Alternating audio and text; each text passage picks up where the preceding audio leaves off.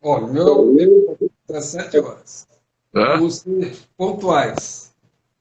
Vamos sim. Você é que manda, rapaz. Eu normalmente eu estou do outro lado, né, fazendo as perguntas. Agora eu sou o entrevistado, então você é que manda. Perfeito, professor. Bom, eu vou me apresentar. Eu sou Álvaro Farias Pinheiro, sou analista em gestão de tecnologia da informação, comunicação, da Agência Estadual de Tecnologia de Comunicação, uma AGTIC. Eu coordeno a coordenação de sistemas, automação digital e inovação da Procuradoria-Geral do Estado.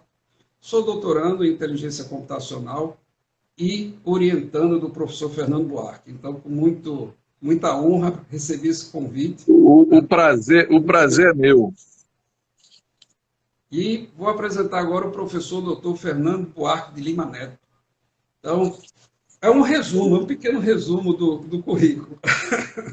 Possui doutorado em inteligência artificial pela Universidade de Londres e do Imperial College, com pós-doutorado da Universidade de Minster e da Universidade da Flórida. É membro permanente da Academia Pernambucana de Ciências, é professor associado sênior da Universidade de Pernambuco, sendo membro permanente do programa de pós-doutorado em Engenharia da Computação. Bom, professor, esse eu tentei resumir ao máximo o seu currículo. Tá bom, rapaz. Bom, vamos começar, né, professor? Eu vou fazer uma pergunta que eu até uma vez, numa sala, o senhor tinha até dito que foi numa das viagens lá para fora que veio a ideia.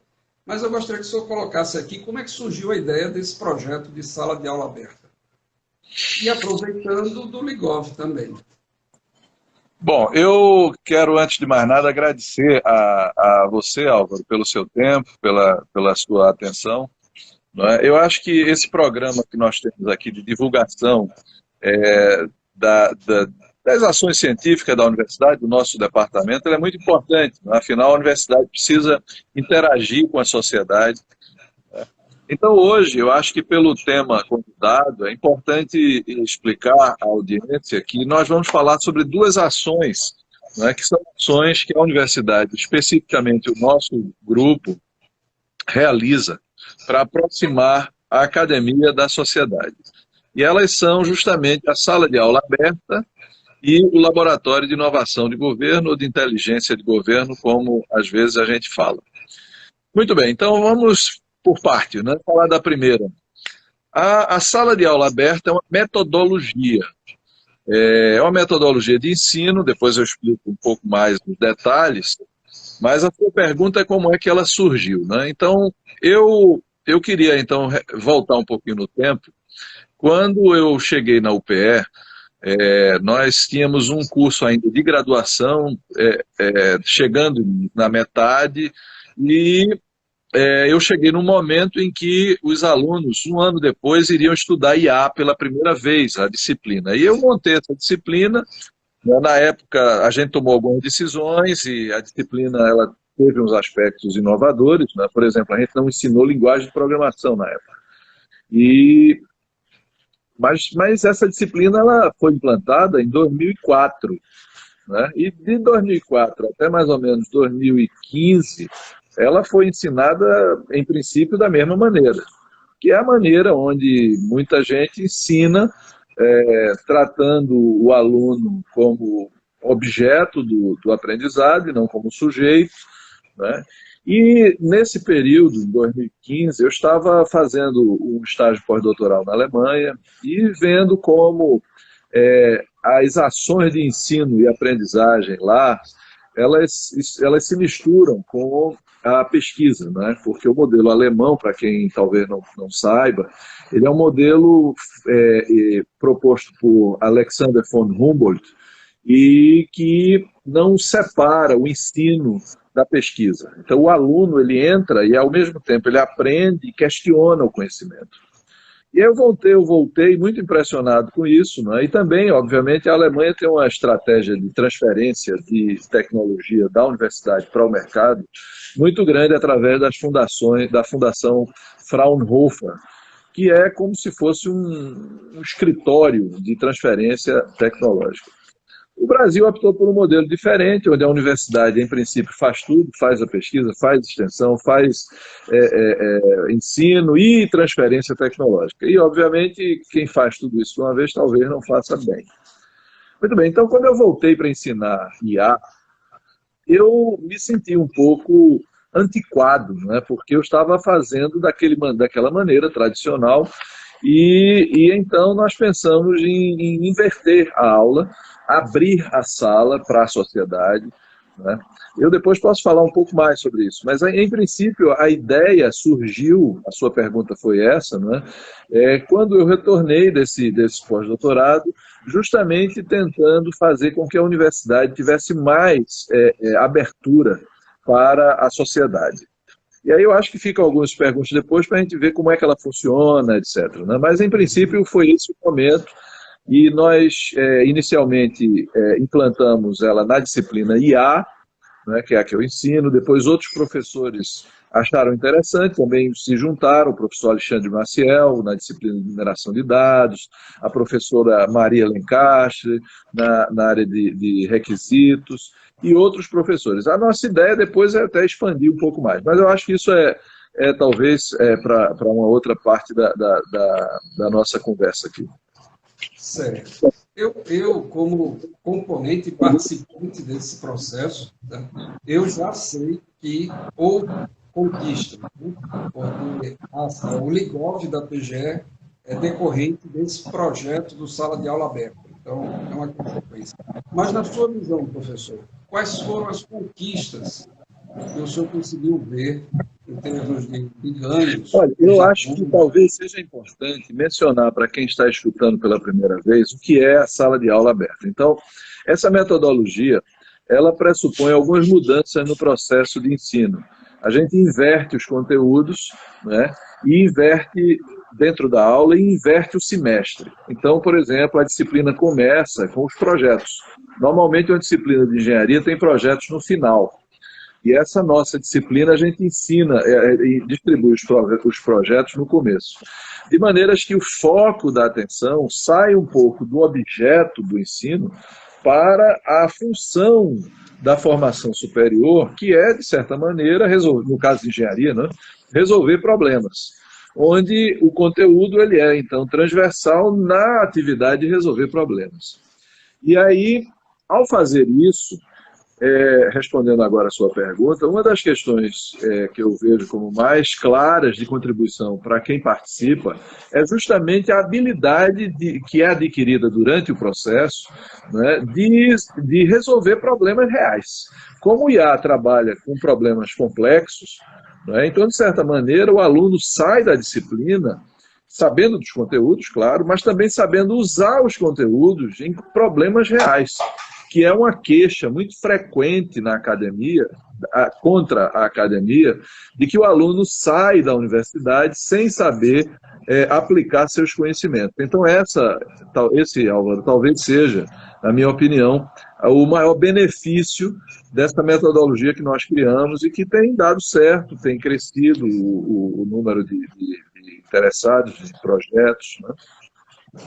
Eu sou suspeito, eu sou da PGE, muitos procuradores já estão participando, né? Já participaram, estão participando, e muitos já estão querendo participar das próximas, mas dos outros órgãos, os professores sentiram esse mesmo interesse que a PGE vem mostrando. De uma maneira geral, é importante também destacar o seguinte: a ideia da sala de aula aberta ela não é necessariamente apenas para os órgãos de governo.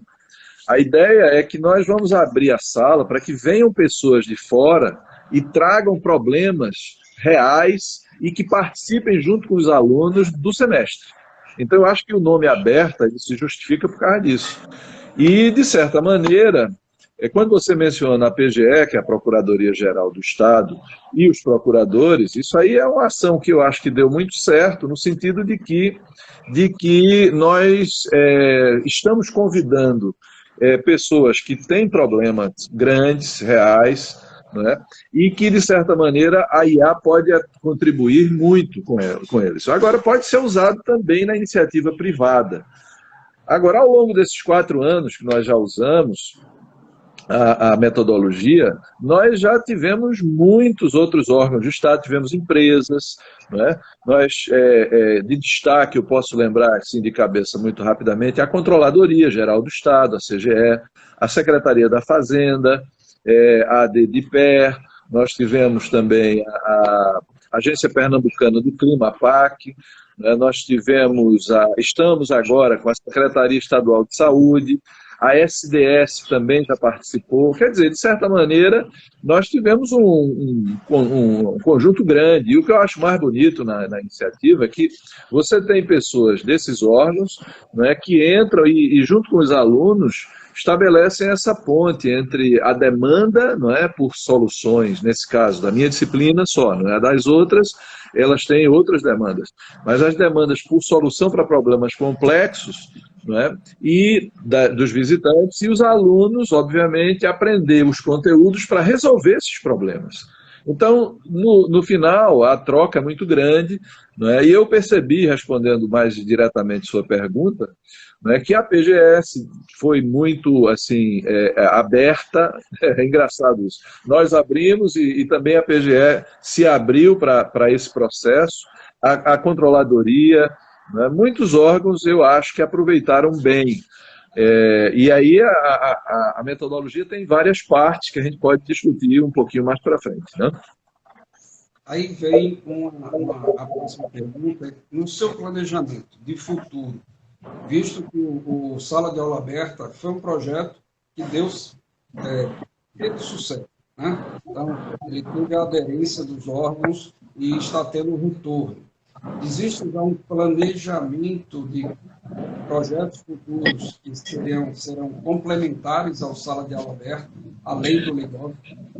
Bom, veja só, eu acho que a gente precisa deixar claro, não é, que a universidade ela se lastreia em 4 pilares: ensino, pesquisa, extensão e transferência tecnológica. Então, de certa forma, nós não podemos fugir disso, né? Então, os projetos que nós pensamos, eles têm que atender isso. O professor ou o pesquisador, ele tem que dar aula. Então, tudo que nós vamos fazer, de certa maneira, tem que envolver alunos. E os alunos podem ser de graduação e de pós-graduação. Agora, essa dissociação da pesquisa, a indissociabilidade da pesquisa com o ensino, eu acho que é fundamental. Então, hoje, eu não vislumbro nenhuma ação minha futura que não envolva, não é, pesquisa e ao mesmo tempo, ensino-aprendizagem. Por outro lado, eu percebo também uma demanda muito grande da sociedade, nesse momento de revolução que nós estamos vivendo, a revolução da inteligência, não é, por uma intervenção da universidade mais diretamente na sociedade. Portanto, é muito importante, pelo menos para mim, que as ações juntem alunos, não separem pesquisa de aprendizagem, ensino-aprendizagem, e que, de alguma maneira, tenham reflexo na sociedade. Ou seja, resolvendo diretamente o problema, não é? Ou seja, por transferir algum tipo de ou tecnologia ou metodologia, não é? De forma que ela se torne, além de útil na formação de pessoas e produção de conhecimento, mas na demanda, na solução de problemas que não deixam de surgir.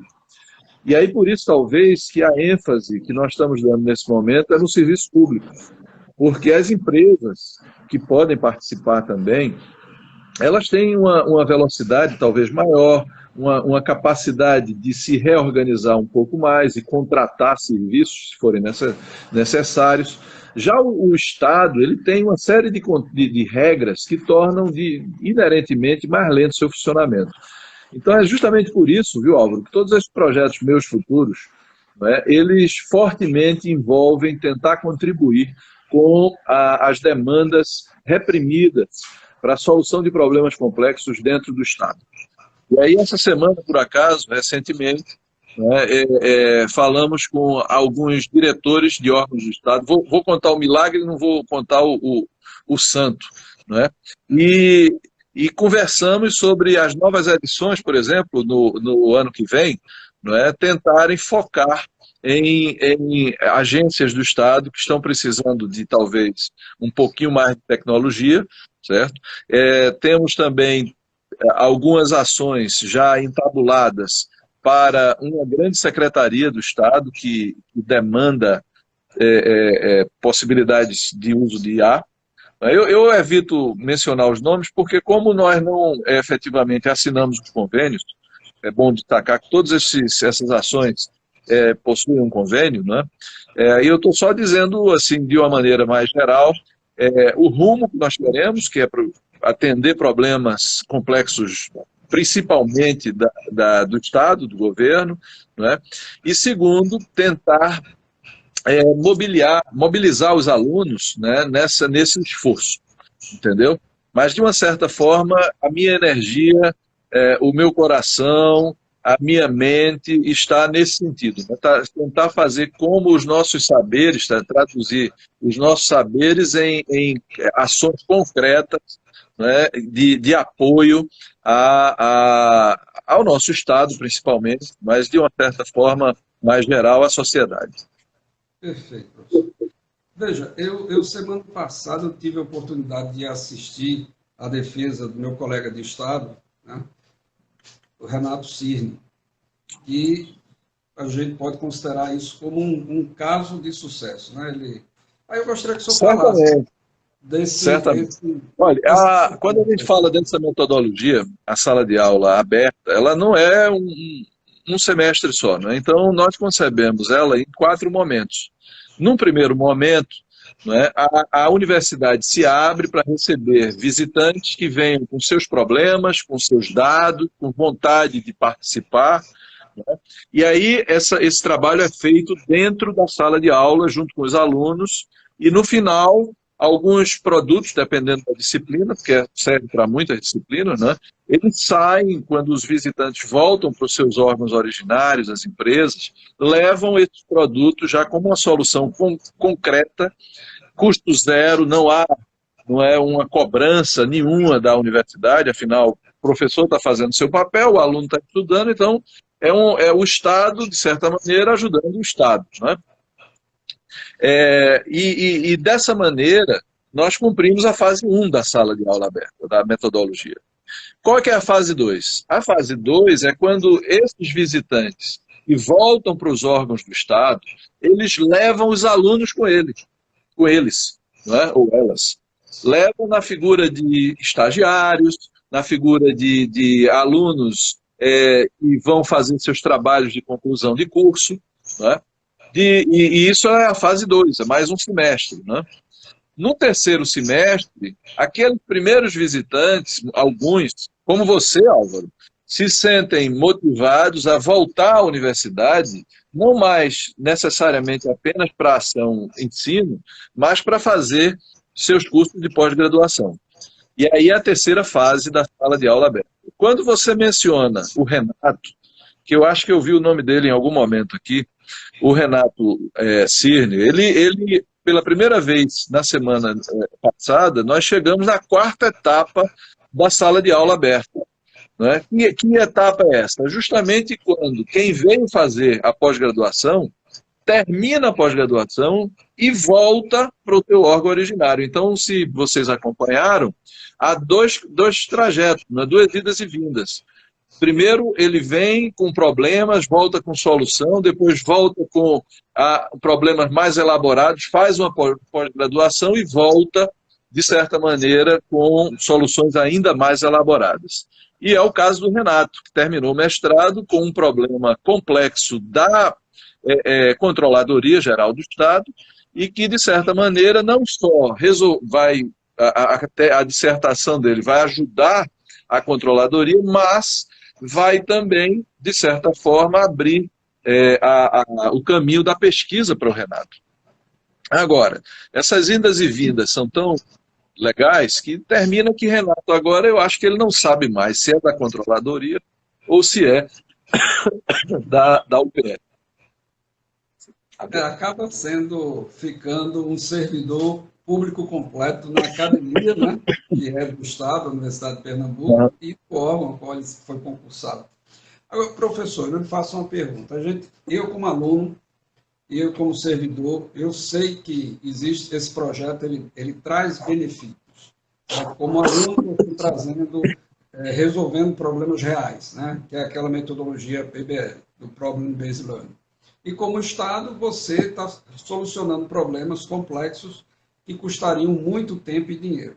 Mas para a universidade, somente que se esse vídeo for visto por outras instituições, outras universidades, quais são os ganhos para a universidade, em termos administrativos, acadêmicos, que o senhor colocaria aqui nesse Bom, veja só, você tocou num ponto importante.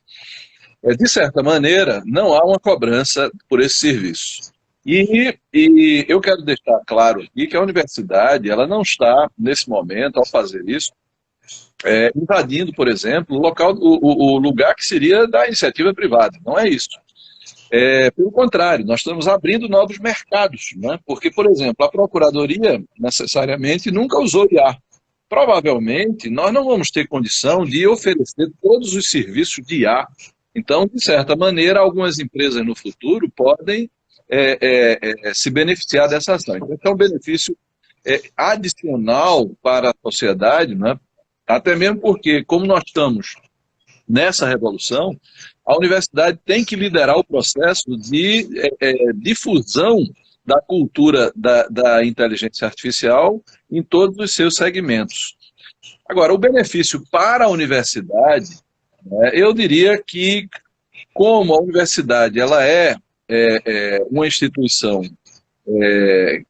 que não tem fins lucrativos, o benefício maior é ela se tornar relevante para a sociedade. Porque uma universidade ela é uma instituição cara financeiramente para se manter. E o modelo antigo de universidade envolvia apenas formação de pessoas, né? O que é muito importante. Mais recentemente, eu diria de uns 20 anos para cá, houve um aumento substancial da produção de conhecimento, ou seja, a universidade, pelo menos localmente, né, se envolvendo na produção de conhecimento. Isso é muito importante também.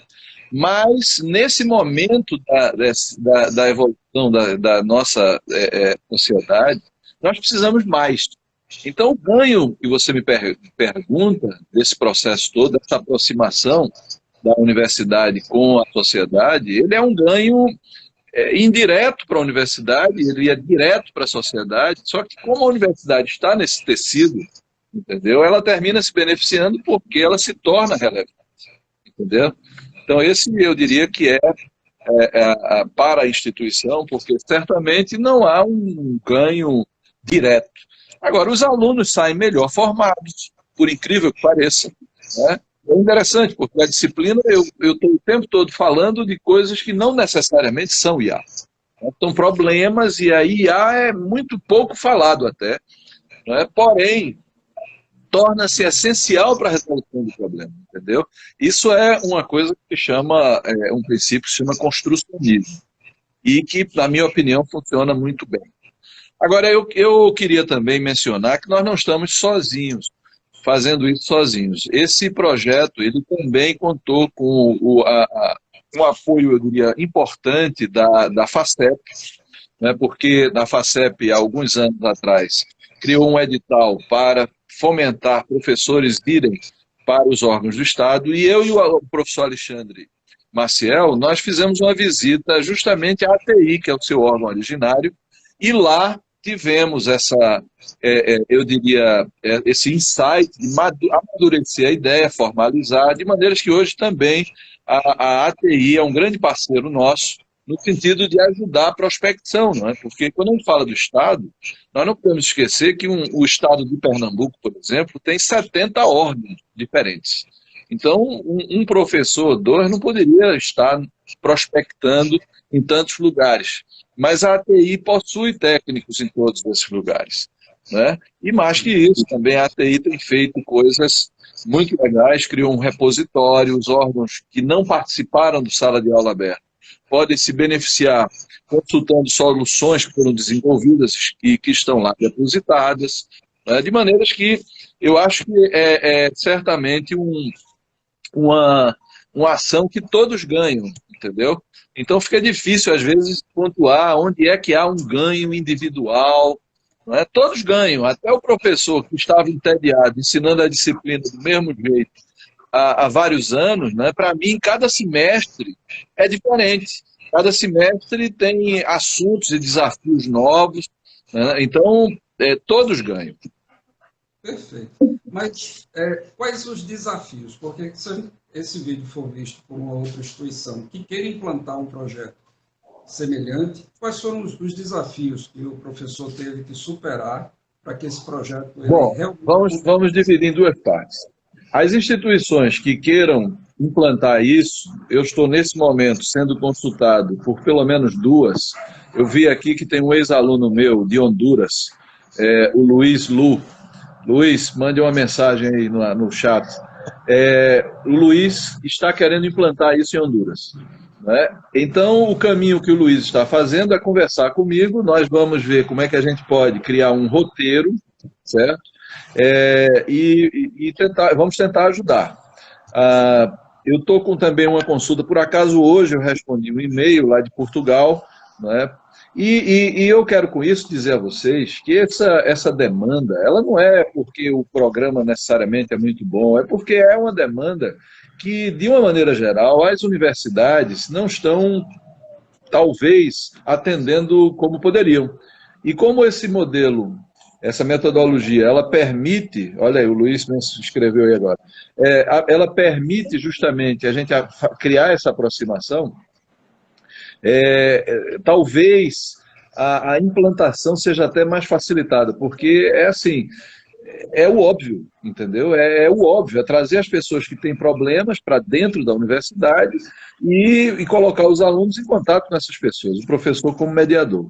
O grande desafio, que foi o que você me perguntou mais objetivamente, é você convencer as pessoas de que a universidade não é um bicho-papão e que você pode, por exemplo, colocar alguém de ciências humanas, como os advogados que hoje participam das ciências sociais aplicadas, desculpe, os advogados que participam da sala de aula nesse semestre, dentro de uma aula de engenharia, né? Esse desafio nós contornamos justamente transformando a aula não no momento de aprendizado daquelas fórmulas todas. Né? Como a gente inverte a sala, essa complexidade ela fica para um estudo individual do aluno e o que ele traz são as dúvidas para dentro da sala de aula, entendeu? Essa dificuldade de convencer as pessoas de que elas são capazes de acompanhar uma aula de engenharia devidamente transformada, porque se nós formos dar aula de engenharia da forma tradicional, o aluno fica entediado, sai sem saber aplicar aquilo na prática e praticamente é impossível alguém de outras áreas que não sejam engenharia acompanhar. Então esse é um grande desafio, entendeu, Álvaro? Agora, o restante do processo, ele não é necessariamente algo que seja intransponível. Ele necessita apenas uma orientação, que eu estou aberto a contribuir, né, aos interessados, compartilhar esse aprendizado nosso.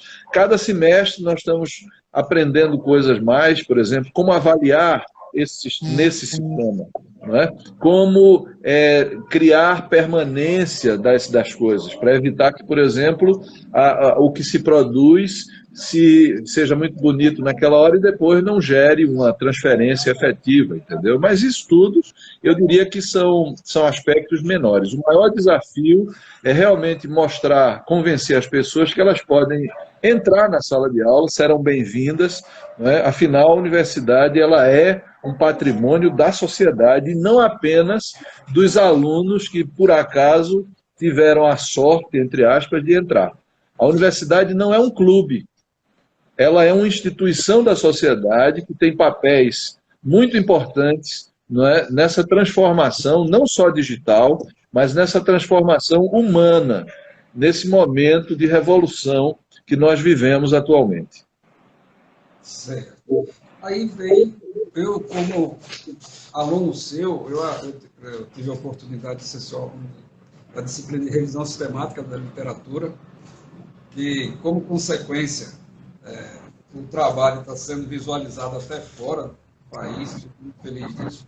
Mas lá na disciplina o professor tinha dito dos interesses, né? Existe o interesse da universidade em cima do aluno, o interesse do próprio aluno, o interesse do professor, o interesse do coordenador, e no projeto passa a ter o interesse do cliente também, que é Certamente. como é que o professor consegue lidar com tantos interesses diferentes? Qual é Olha, o macete? o segredo é muito simples. É que os interesses são convergentes. Não é? Se eles fossem interesses divergentes, aí seria complicado. Não é? Mas, por exemplo, vamos pegar um par desses aí. O aluno quer aprender IA, mas ele quer aprender para aplicar. Se eu coloco na frente dele um problema e digo a ele que é um problema dos quais ele vai encontrar no futuro, o interesse do aluno está 100% em resolver aquele problema. Entretanto, não é? Aquele problema não é artificial, ele é um problema real que precisa ser resolvido e é um desejo do cliente, como você falou, que seja resolvido. Não é? Então, o cliente tem todo o interesse de trazer o problema, explicar da melhor forma possível, trazer os dados que são necessários, não é? E o aluno tem um interesse complementar a esse, certo? O meu interesse como professor, não é que o aluno aprenda, saia sabendo aplicar os conhecimentos, não é? E, de certa maneira, também tem o interesse que a universidade ela seja encarada pela sociedade como um patrimônio. Não é? Durante muito tempo, as pessoas olhavam para a sociedade, os governantes olhavam para a universidade pela conta que a universidade representa no orçamento, não é? O valor financeiro.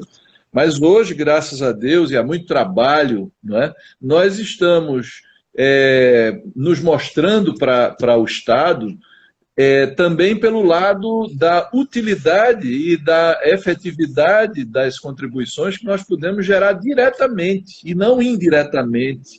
Porque você imagina, formar um aluno de graduação em engenharia são 5 anos pelo menos, mais 2 anos de mestrado, não é? Mais 4 anos de doutorado. Então, alguém que efetivamente saia num doutorado, a sociedade investiu quantos anos? Não é? 11, 12 anos nessa formação. É muito tempo. Então, é muito importante que todos nós miremos nessa excelência acadêmica, todo mundo quer ser excelente, mas também que sejamos relevantes ao longo do processo, entendeu? Então, eu acho que a grande virtude da sala de aula aberta é esse casamento de interesses que eu já falei, mas também tornar a universidade relevante ao longo do processo, entendeu? E não esperar 12 anos para que você, não é, com boa vontade, depois de 12 anos, vá gerar alguma coisa para a sociedade, entendeu? Muito bem. Então, eu acho que isso aí é um bom resumo do que é a sala de aula aberta. E essa sua experiência, que são incontáveis anos, não vou dizer aqui os anos, são incontáveis anos como professor na metodologia tradicional. E nesses últimos anos, nessa nova metodologia, né, quais são as grandes diferenças que um professor que queira ir para essa metodologia ele vai ter que... Quais são os paradigmas que ele vai ter que quebrar? Bom, primeira coisa, ele vai ter que descer do púlpito, né? Porque o professor na universidade 2.0, a gente está na sociedade 4.0, a universidade está 2.0. Certo? A universidade atual é um modelo de mais de 200 anos. Eu tenho dito isso, não é? O modelo de sala de aula, onde todo mundo mais ou menos tem a mesma idade, isso foi inventado na Prússia, não é? No século XVIII. Então, e aí esse modelo, ele cria o professor, coloca o professor como a fonte do conhecimento. Então, se o professor gosta dessa posição, ele vai achar ruim. Porque na sala de aula aberta, ele é apenas mediador. Mediador dos interesses do cliente. E, na verdade, todo mundo é cliente, né? Porque o aluno é cliente para aprender coisas. E o visitante é cliente para ter seus problemas resolvidos. E aí o professor ele não está mais como foco, né? Como sujeito dessa sala, desse processo. Ele é o objeto do processo. Eu não sei se vocês percebem essa mudança paradigmática, não é? Mas assim, você como sujeito, você é o dono, a aula é minha. Numa aula dessa que nós estamos falando, A aula é deles. Você ali está como coadjuvante. Então, se algum professor gosta desse pedestal, ele não vai ter muita alegria na sala de aula aberta. Agora, se você tem a ideia de querer contribuir com o processo formativo, né, e fazer isso talvez de uma maneira menos central, mas mais instrumental, então essa é para você, entendeu? Mas a sua pergunta é muito ampla, viu, Álvaro? Eu acho que tem muitos aspectos que os professores precisam repensar, porque a forma de avaliar tem que ser diferente. Não é? Os trabalhos são em equipe, não é? Os trabalhos não são individuais mais. Então, por exemplo, eu faço uma prova na disciplina, mas por uma obrigação quase, certo? Porque a disciplina não necessariamente precisaria ter aquela avaliação tradicional, né? Eu posso avaliar o aluno vendo o resultado do que ele está entregando, e não nesse modelo antigo avaliativo, onde eu escrevo uma pergunta, e se ele tiver sorte de ter lido o parágrafo do livro correto, ele responde, né? Muito melhor, pelo menos para mim, é eu pedir a ele que mostre que ele sabe resolver um problema. Então essa é uma mudança também muito grande. Dá mais trabalho, porque em vez de você ficar simplesmente aplicando um gabarito em cima de uma prova, você vai ter que analisar e avaliar o processo, né, de uma maneira multiperspectiva, porque não é somente o aspecto técnico, mas o aspecto também comportamental, não é? Os alunos têm que falar na sala, isso é uma outra coisa que eu acho muito importante. Né? No modelo tradicional, o aluno passa um semestre, pode não dizer uma palavra num semestre inteiro. Né? Na nossa metodologia, ele fala toda a aula, ele vai apresentar coisas. Ele vai apresentar o que ele aprendeu na teoria, vai apresentar o que ele produziu e vai apresentar para o usuário dele. Né? Eu quero até usar esse semestre, né, que nós estamos fazendo. Imaginem, dentro da nossa sala de aula, nós temos uma meia dúzia de procuradores do Estado. Os alunos de graduação estão ao lado de procuradores do Estado neste semestre, né? E o trabalho que eles estão entregando visa atender diretamente demandas dessas pessoas, que não são pessoas, vamos dizer assim, que têm um tempo ocioso para ficar dentro de uma sala. Eles estão lá porque provavelmente vão receber coisas que são interessantes, né? E por isso aumenta ainda mais a pressão dos alunos. Então, por exemplo, eu não tenho, e aí é uma coisa positiva para os professores, eu não tenho o menor trabalho de motivar o aluno, né? De explicar, mandar o aluno estudar, porque como ele tem que apresentar coisas e o cliente dele está lá na sala, se ele não tiver o que dizer, né, ele vai se sentir muito mal. Então, por exemplo, no passado, eu mandava os alunos, estude, leia isso. Eu agora, olha, aqui está a técnica e você vai apresentar tal dia aqui. O problema é esse, e aí, obviamente, existe um time por trás montado para dar suporte a isso. Nós temos monitores, nós temos auxiliares de docência. Você, por acaso, nesse semestre, está fazendo esse papel, né? Então, os alunos, isso eu queria até destacar para quem... Então, nós somos 40 alunos para um professor, né? Para um outro modelo onde eu tenho esse mesmo número de alunos, mas existe o professor, nós estamos com 5 doutorandos, Álvaro, é um de 5 dentro da sala de aula, né? Mais o monitor, mais meia dúzia de procuradores, né? Então o time, entre aspas, que vai guiar esses alunos é um time de 12 pessoas. Então é uma mudança de paradigma muito grande, né? Não dá nem para comparar. Inclusive, essa semana eu fiz uma coisa que eu realmente sinto, porque na aula tinha um aluno antigo, não é meu. Eu até pedi desculpas a ele, porque ele está fazendo mestrado e tinha estudado na graduação há muito tempo atrás comigo. E eu digo, olha, eu peço desculpas de não estar fazendo isso, de não ter feito isso há mais tempo, porque ele estudou no modelo antigo, né? E ele mas é verdade, né? Eu acho que depois que você faz essa transição, fica até, eu nem sei, acho que dá mais a outra aula, nem mais sei, dá aquele outro jeito lá, entendeu? Sem criar na sala um ambiente de discussão, de trocas de ideias, né? Que, por acaso, se a universidade não for por esse caminho, eu acho que ela vai se tornar irrelevante. Entendeu?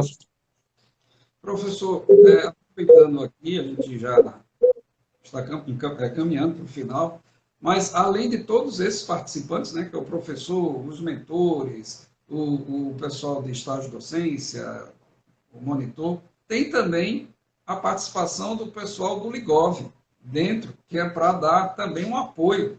Tá? Certo. Vamos então separar as coisas, né? Veja só,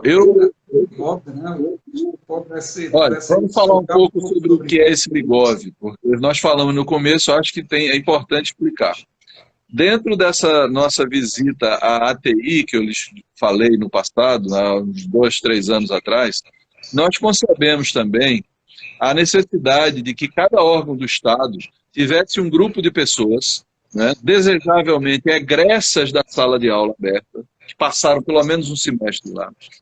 E essas pessoas, elas estariam dentro dos órgãos do Estado para receber os produtos da sala de aula e os desenvolver e os customizar, porque eu acho que fica claro que em um semestre não dá tempo de desenvolver um sistema comercial.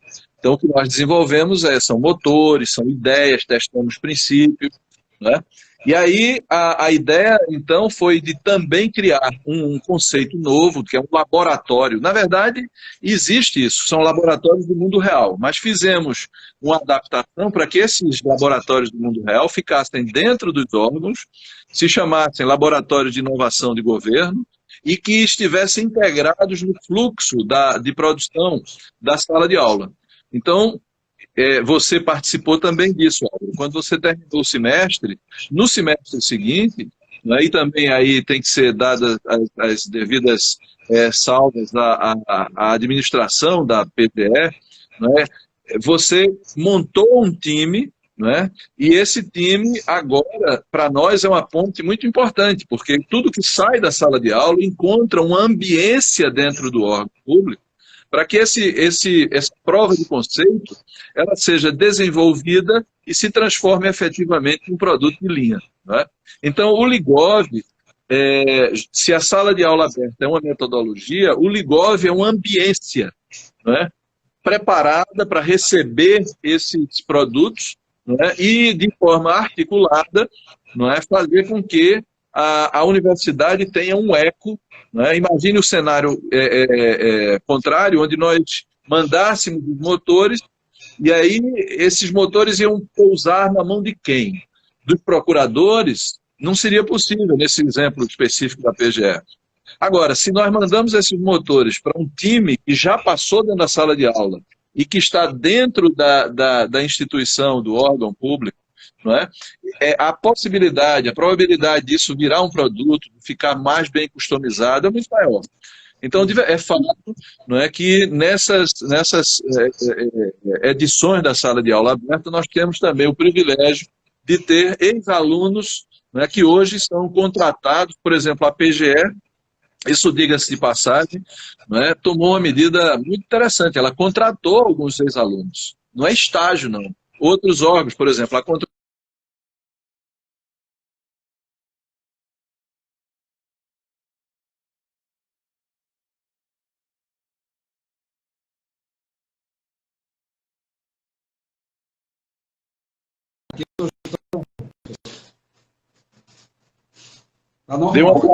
Deu uma travada aqui agora.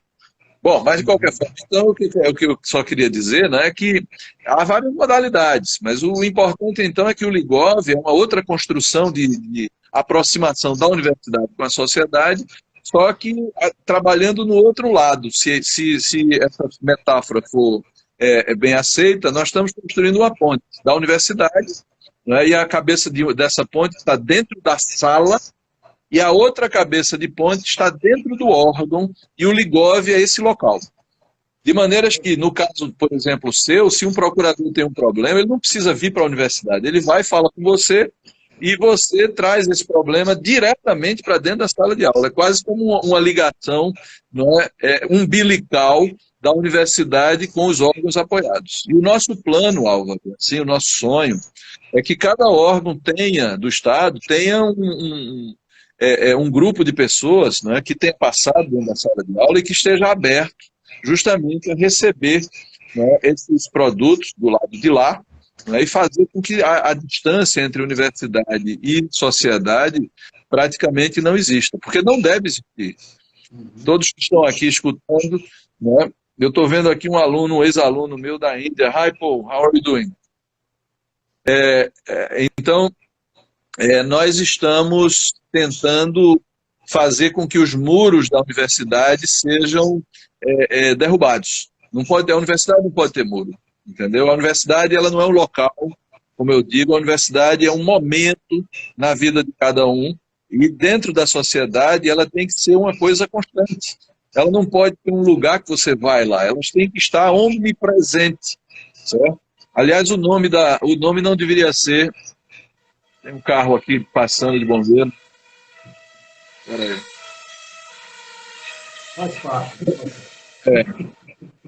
Godspeed. Veja, a universidade, o nome não devia ser universidade, devia ser omnicidade.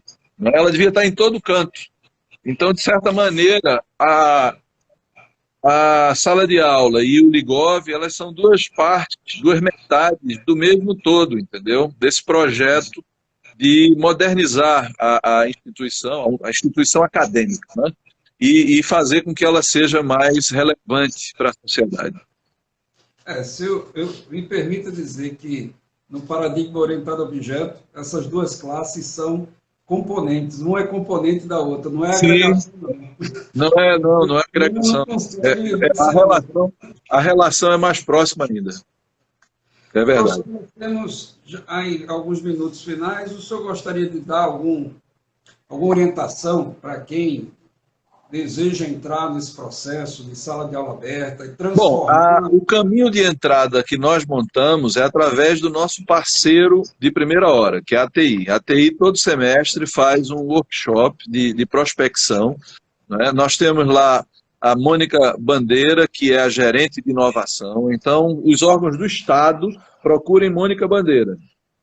As empresas, eventualmente, que queiram participar, como a gente ainda não está com esse outro lado pronto, me procurem, porque, eventualmente, nós podemos tentar encaixar, certo? Agora, eu queria... Uma introdução abrupta, né? Antes que termine, daqui a pouco, se for completar uma hora, ele derruba, né? Eu queria só fazer uma mensagem final, dizendo para todos o seguinte, olha, nós estamos vivendo um momento muito difícil no nosso país, né? Nós temos muitas crises simultâneas. Agora, eu ainda sou um vibrador pela academia. Eu acho que é a instituição, uma das poucas instituições que pode mudar esse país para melhor, né? A universidade e a educação é o caminho de um país se tornar verdadeiramente independente, não embarcar nesses arrobos de se tornar uma colônia tecnológica. Nós temos que fugir disso. É triste nós termos cortes em educação, é triste nós ouvirmos pessoas falando mal da ciência. Dá para a gente que estudou um pouco como eu estudei, dá até um desgosto, ouvir muita gente que deveria ser defensor da universidade, como reza a Constituição, agir como um algoz da universidade. Mas a mensagem é positiva, saibam que tem muita gente que está lutando pela sociedade, pela universidade, por uma organização melhor do Estado. E se vocês têm interesse de se juntar nessa luta do bem, eu diria, eu acho que o caminho da participação conjunta, ele é o melhor caminho, certo? Se você não é da universidade, mas é de um órgão, procure a ATI, não é? Se é da universidade ou já fez, faça uma pós-graduação, mas se aproxime da academia, certo? A universidade não é, como muita gente pode pensar, não é, um estorvo para a sociedade. Não é uma conta cara, não é? Vale a pena o investimento que se faz em ensino, em ciência, em tecnologia, em inovação. E, finalmente, Álvaro, tem muito se fala de inovação, de empreendedorismo, não é? Mas, assim, a gente precisa entender que inovação e empreendedorismo nasce dentro de salas de aulas, não é? Muito pouco provável que você tenha uma intuição, não é? Dormiu e acordou com ideia. Isso aí acontece, é possível, mas a maioria dos casos é fruto de hard work, de suor, entendeu? Tá bom? Ok, professor. Muito obrigado, viu? Eu acredito Eu que que... agradeço a sua. Você é um bom entrevistador, viu?